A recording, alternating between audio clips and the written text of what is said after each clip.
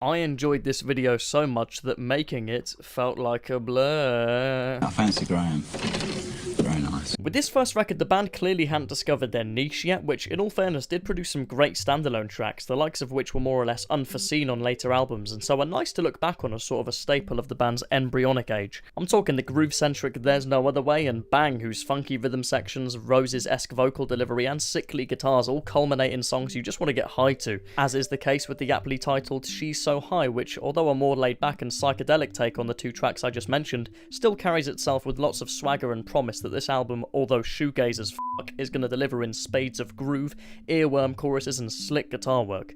But does it? No.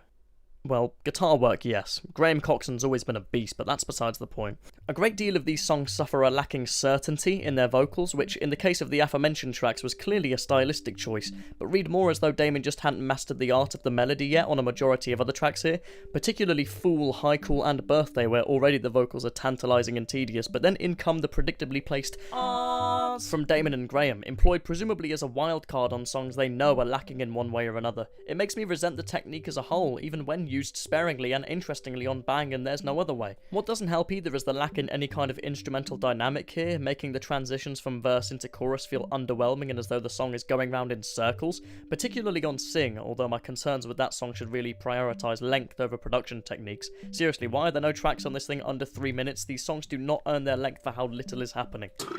I'd like to say the word, damn it! I fancy Graham. Very nice. This album kind of reminds me of The Bends in that it definitely stands as the perfect middle ground between Leisure and Parklife. Melodically, it still has a lot to answer for, where songs like Villa Rosie and Pressure on Julian's vocals sound a bit awkward, and as though the band hadn't quite tied those loose ends together. But by God, is it not nearly as noticeable as on Leisure, on account this time around they're delivered with such charisma and vibrancy. Damon really stepped up here, and not just in terms of vocal tonality. His lyrics are also a lot more focused and thematically sound when compared with the vague and nondescript nature of album 1's. He manages so effortlessly to make the drab tedium of middle-class British existence seem so charming, and on top of that the production is just lush, with the band incorporating obscure sound effects, brass sections, string sections, and a shitload of guitar effects. I mean, Jesus Christ, Coxon had already come out swinging on Leisure, but from what I'm hearing clearly felt as though he had something to prove on Modern Life.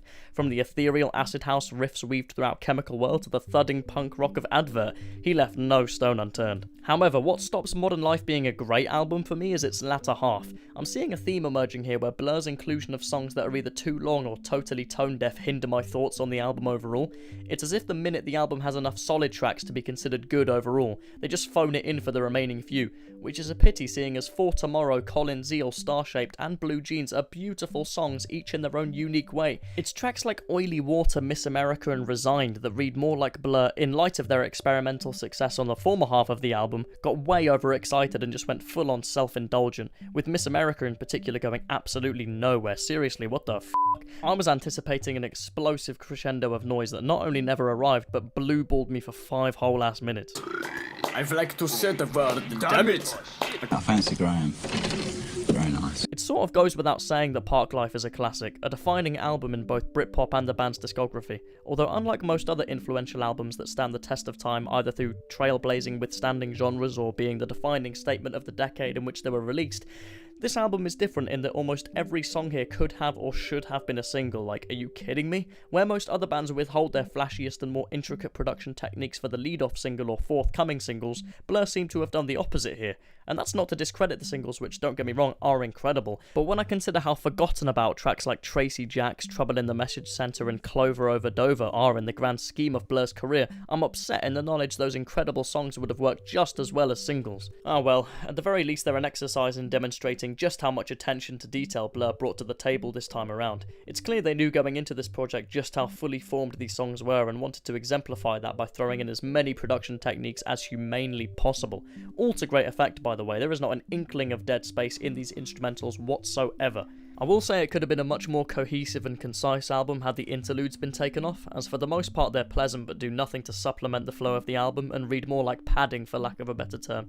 The Debt Collector is instrumentally unlike anything else on the album, and being only 2 minutes with no lyrics sticks out like a sore thumb, as does Far Out, which screams B-side for the entirety of its fumbling minute and a half. Not to mention Lot 105, whose goofy onomatopoeic outro kills any atmosphere its increasingly intensifying and ultimately climactic predecessor left behind.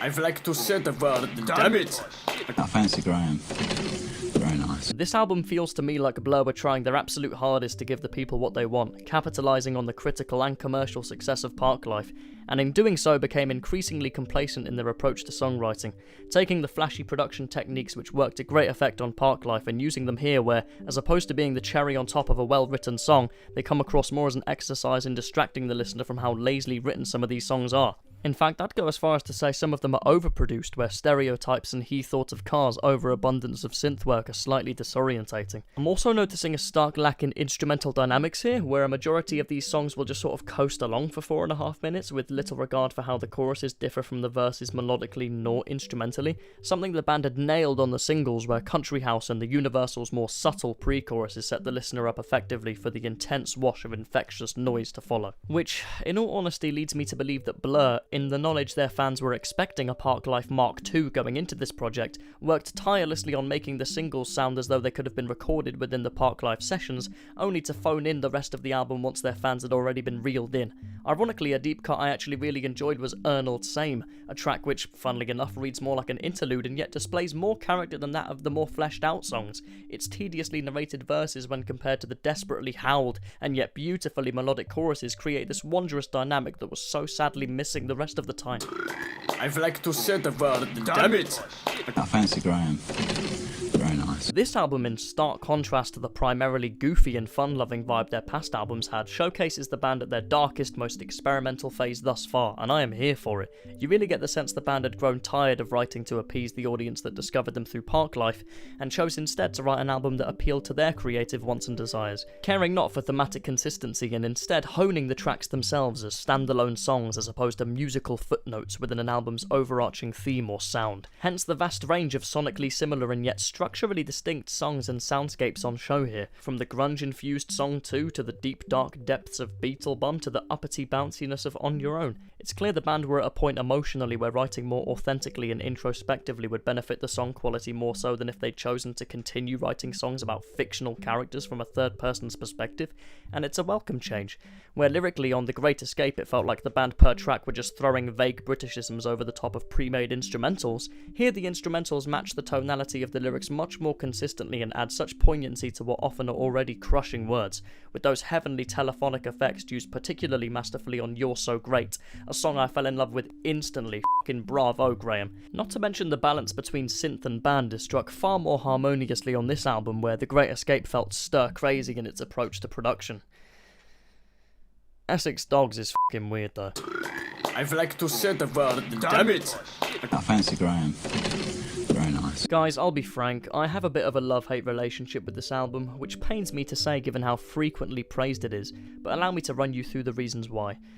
Simply put, this album is pretentious without a cause. Don't get me wrong, I'm not an impatient person. I will sit and listen to a 7-minute song attentively with a smile on my face. However, when the song is as instrumentally loose as is achievable for a song of that length, repeats itself with no musical nor vocal variation until the very end, by which point you've already given up on trying to like it, and contains lyrics so ambiguous to the point of presumed laziness, that is when I take issue with it. Okay. And don't get me wrong, I'm not adverse to every song on 13 that's a little on the longer side. Coffee and TV is as sedated a single as you can get, but its clearly defined, equally catchy verses and chorus, plus that unorthodox solo from Coxon and pretty piano make it the lovably goofy and whimsical song that it is, and worthy of its runtime. Same goes for Tender, whose gospel backing vocals, Oh My Baby hook and chorus all come together beautifully to form something truly unique in amongst the band's discography.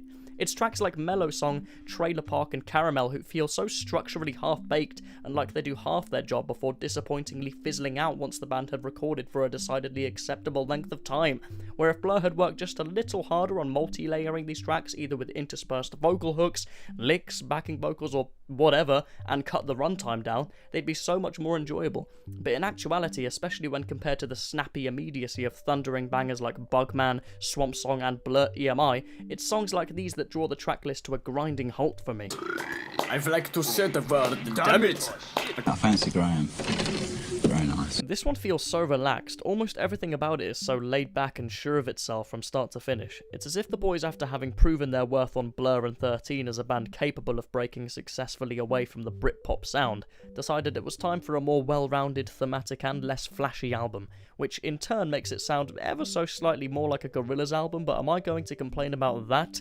Absolutely not. Where on the aforementioned Blur and 13 it felt clear that certain tracks had been written and recorded with intent to be flashy all for the sake of setting themselves apart from their earlier work, here the tracks feel so much more authentically formed while ironically running for far less long. I often found myself wanting more from these songs, what with how instrumentally dynamic and versatile they managed to be, often within only 3.5 minutes, which is owed primarily but not exclusively to the insatiably interspersed synth work, beautiful backing vocals, and Damon's very snappy and hooky vocal takes, which add such levity, particularly to tracks whose occasional instrumental sparseness really showboat these hooks in all their glory, and it's on said songs where the parallels between this album and Gorillaz albums really begin to show their groove-infested face. Having said all that, I do have to give Crazy Beat some grief. Its outright bombast lyrically and vocally stick out like the sorest thumb on such an otherwise humble track list and make Blur seem ever so slightly as if they're trying too hard. Also, the hidden track on the closer, did that have to be there? What the hell was going on there?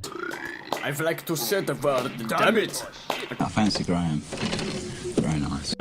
Wow. I was so ready for this album to be the most mediocre amalgamation of years apart I had ever heard, and yet who'd have thought after 12 years Blur would come back with such finesse? I'm loving the variety of genres on display here, particularly the more bubblegum pop songs like Ice Cream Man, Ghost Ship and Ong Ong, whose playful tone and synthetic instrumentation make for incredibly joyful listens.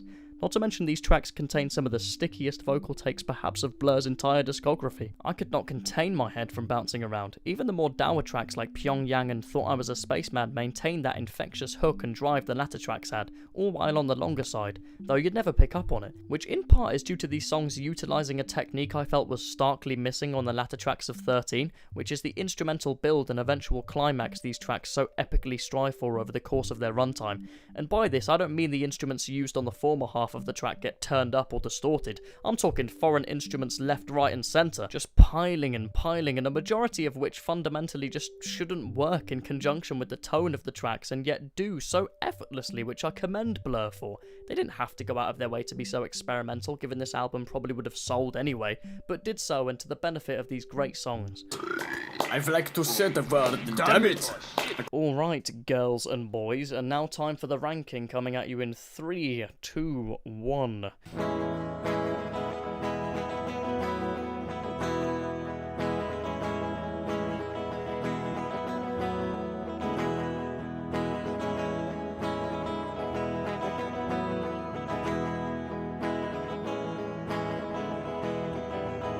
Well, thank you for watching everyone. Let me know in the comments what you thought of this video as well as your own Blur rankings, and stick around next week for The Smiths.